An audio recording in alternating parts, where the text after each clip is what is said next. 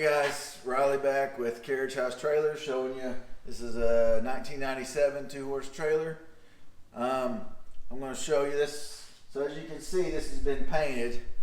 I'll show you what it was like before, and then now I'll show you what this is all about. So it's painted gloss white.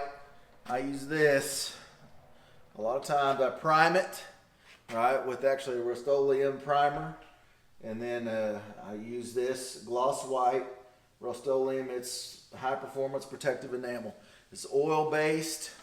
The oil based goes on thicker and has just a more protective of a surface. You can see how shiny and glossy it gets. And when the sun's out, this is in my garage. When the sun's out, it really shines and really pops. So I use that Rust-Oleum. I always use this. These spouts here, they're a couple bucks to do that. Just makes things so much easier, especially if you're going to be doing it overnight. You're not having to take the lid on and off. You just pop that open and pour it out. For brushing, I just use this cup here. It's got a nice little handle there, and I use a 3-inch brush, just a pretty cheap brush because you're going to ruin it. I don't really bother even cleaning the brushes. I just toss them. And then these liners. See these liners that go in there? They make life a lot easier. All right, and then covering big surfaces. I know what everybody always thinks, oh, I need to, a body shop, they use a sprayer. And so I got to be fancy. You don't have to get fancy with this, guys. This is a horse trailer, all right? And it was probably, this is 97, so it was probably done with a sprayer. There's chances are it was rolled on or brushed on to begin with. Anyway, so to cover the big surfaces, I use the old brush and roller, all right? It's good enough for your house. It's good enough for a shop. It's good enough for all sorts of things. It's definitely good enough for this trailer, all right? A brush and a roller covers. You can actually get you the extension rod, and that'll let you cover big areas, especially the roof and all that, big areas quickly. All right, get you a good thick coat on there quickly. The oil-based paint puts, man, such a good, thick, durable coat is what I really love it.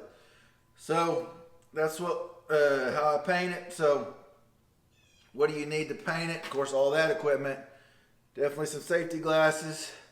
You're going to get paint on you, all right? If you don't want paint on you, probably a good idea to, cover up as much as you can.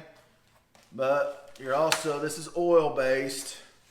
There is harmful vapors, all right, involved in this. So I use, this is a 3M respirator. You can get one of the Harbor Freight respirators too. You want your organic vapor cartridge, all right? That's going to get rid of your fumes. I always store my respirators. You can store just the cartridges if you want. I store them in a big Ziploc bag, a gallon Ziploc bag. The reason for that is once you take those cartridges out of their packaging, then they're filtering, all right? They've got a media in there that's going to filter out organic vapors, the toxic vapors that could harm your lungs, all right? They filter that out. You know what the paint fumes smell like, all right? So when you're wearing that respirator, of course it's best to be clean shaved so you can get a good seal. But when you're wearing that respirator, you will not smell, if your cartridges are working properly and they're not spent, you will not smell those fumes. Now you will smell them as soon as you take that mask off. So store that mask in a bag that keeps any kind of vapors from just getting in there and prematurely spending your cartridges.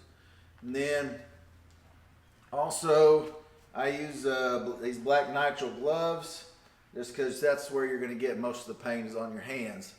And oil-based paint, the paint does not come off easily. All right, it's difficult to come off. It's going to take some scrubbing.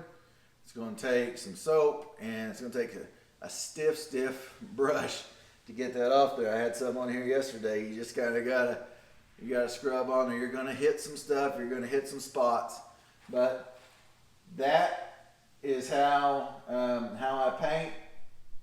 put a coat of paint on there. You can go back, put another coat of paint on there, and get you a really good, solid.